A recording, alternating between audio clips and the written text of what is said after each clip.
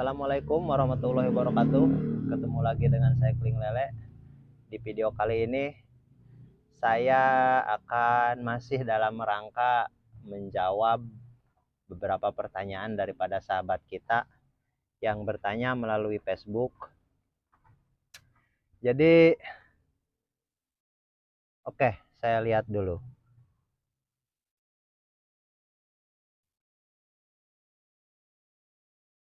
Yang pertanyaan begini.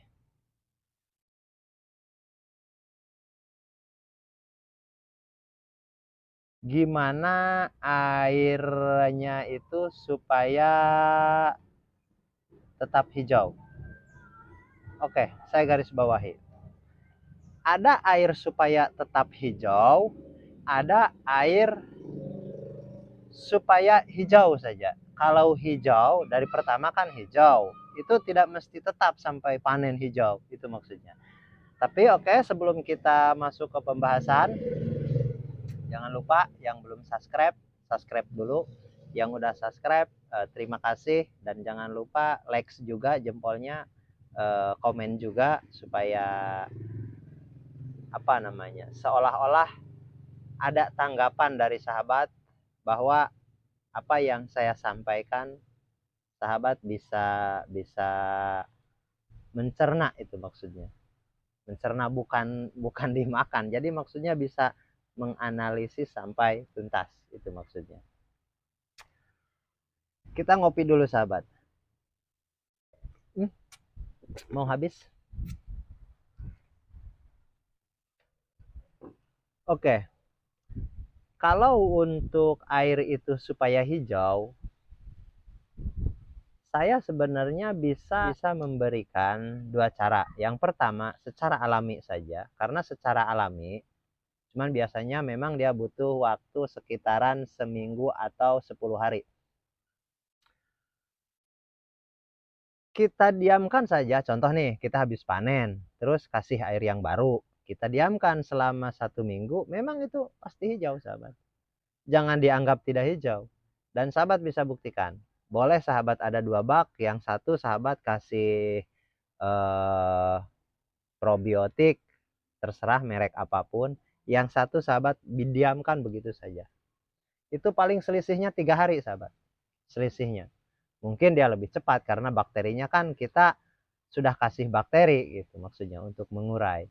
Kalau yang tidak dikasih bakteri kan dia secara alami bakterinya, itu maksudnya. Tapi bisa secara alami karena secara tidak langsung di bak yang sudah kita panen itu, ini khusus untuk bak yang konvensional.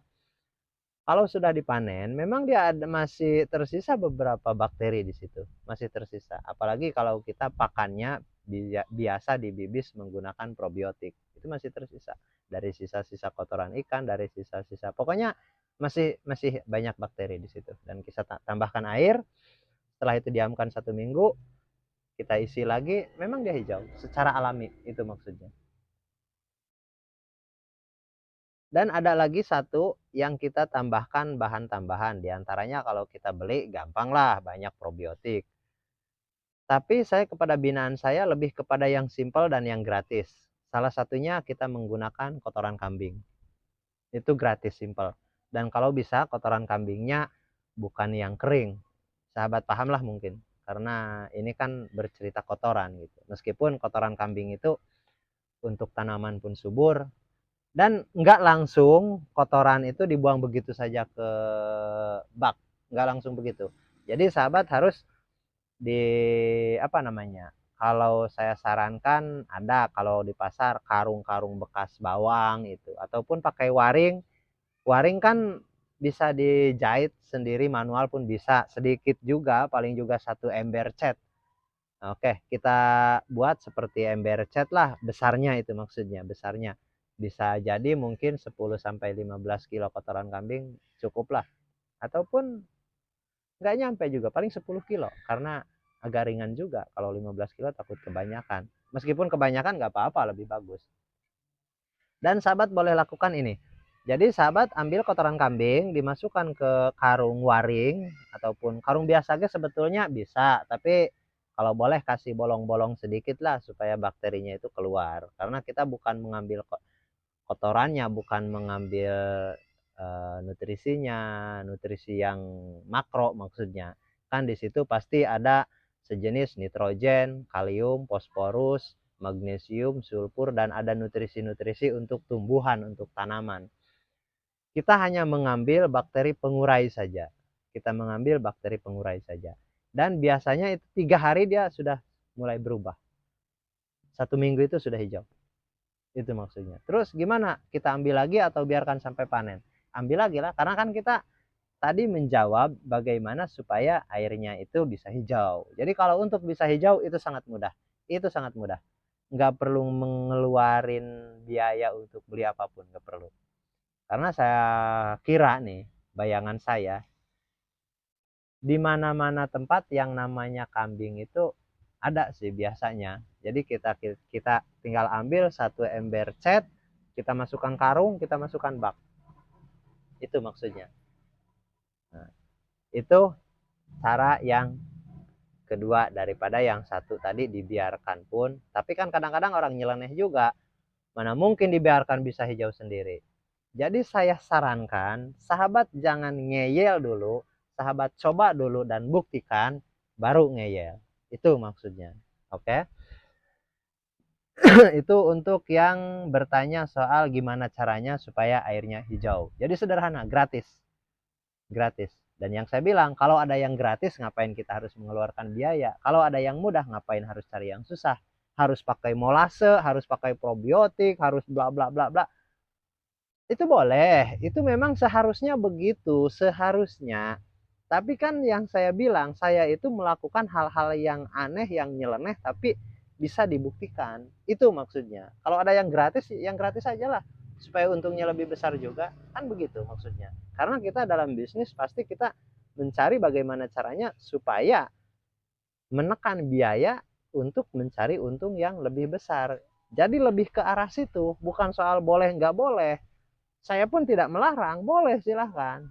Tapi di beberapa video yang lalu saya sudah bahas, kalau menggunakan SOP-nya 100% mengikuti teori-teori yang sudah beredar di media, itu saya tidak pastikan juga mungkin ada yang untung, tapi meskipun untung itu kecil.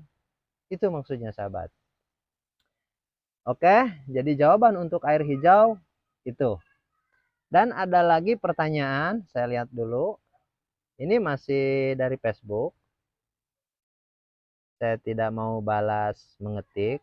Kebetulan juga hari ini saya nggak ada acara, jadi saya mau bikin konten aja atas jawaban ini.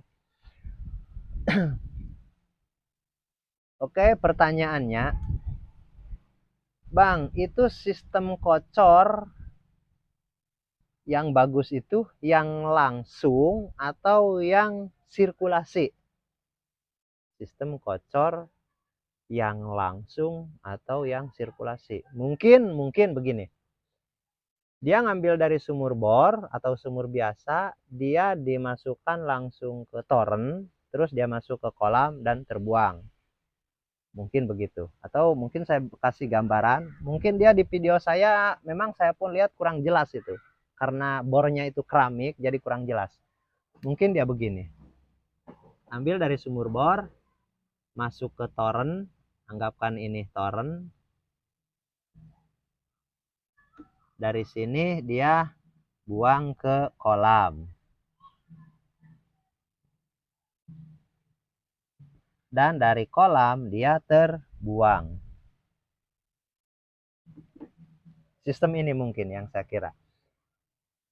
Bagus yang begini atau yang sirkulasi? Kalau yang sirkulasi,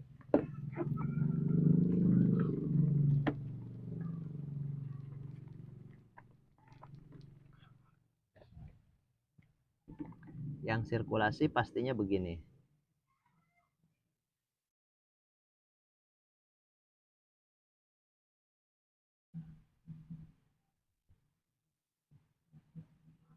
Ini air ditarik ke tandon,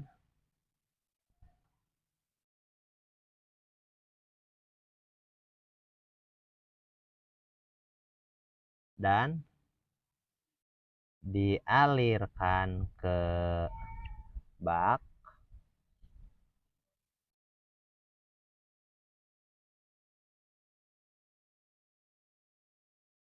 Ini ke bak dialirkan. Dan dari bak ini dia dibuang ke bak lagi. Yang bagus yang mana? Yang bagus yang begini, sahabat. Daripada yang tadi, dari sumur bor kita transfer ke toren, terus ke bak, terus dibuang. Karena apa? Kekurangannya itu kadar airnya juga. Kita harus perhatikan juga. Kalau bukan dari sungai, itu dia tidak mempunyai nutrisi yang cukup. Kalau dari sumur bor, apalagi sumur bor. Sumur bor itu bagusnya itu harus dioksidasi atau diendapkan. Itu kalau untuk sumur bor. Jadi, kalau yang menggunakan sirkulasi ini, kan dia sudah melalui sirkulasi ini namanya sudah teroksidasi. Jadi zat-zat padat terlarutnya itu sudah diurai dan terus lagi nutrisinya, bakteri-bakterinya, karena apa? Meskipun kita melalui treatment penyaringan, ada kan di video sebelumnya, meskipun kurang jelas, bisa jadi nanti saya bikinkan skema yang lebih jelas lagi. Oke, begini. Jadi ini kita tinggikan. Untuk yang ini kita tinggikan. Ini kita tinggikan supaya lebih ini lagi. Dan kita memakai seharusnya ini blong. Blong yang kalaupun mau toren 1000 liter itu boleh juga. Kita tinggikan. Oh, maaf, terlalu jelek.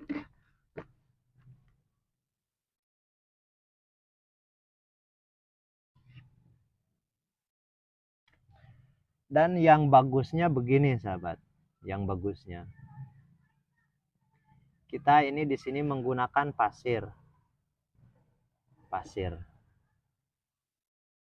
Di sini menggunakan tatakan dan di sini air masuk. Begini cara pembuatannya.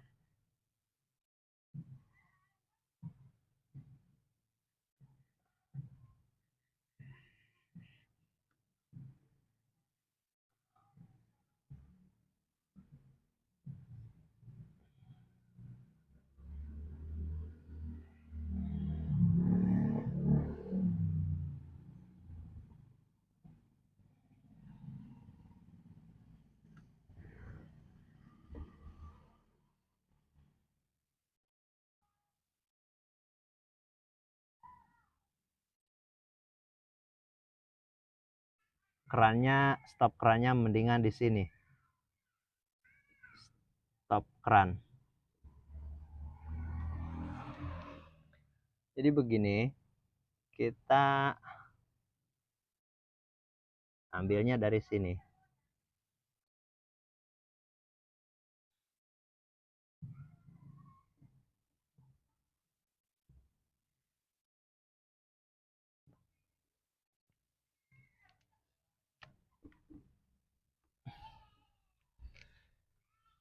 Daripada yang dari sumur bor kita buang ke toren, kita masukkan ke sini, bagus lagi sistem yang kayak begini. Karena apa?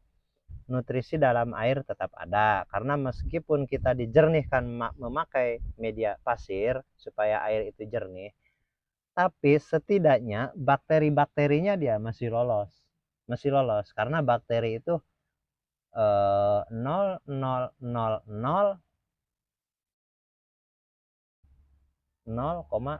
mikron. Jadi nolnya banyak. Kalau pasir ini cuman 0,1 mikron. Kalau bakteri itu lebih halus lagi. Jadi dia masih tetap lolos, masih tetap lolos.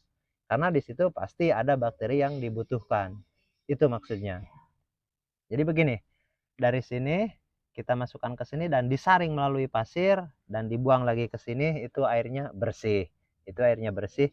Dan dari pembuangan ini, kotoran-kotoran ini dia keluar ke bak penampungan yang ini. Itu maksudnya.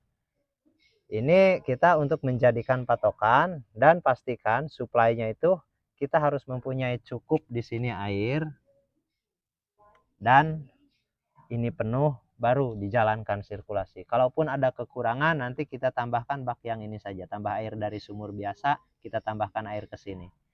Itu maksudnya. Jadi perawatannya pun lebih mudah. Dan tapi kan Bang, setrumnya, kalau setrum tetap saja sama. Ini pun menggunakan satu pompa kita.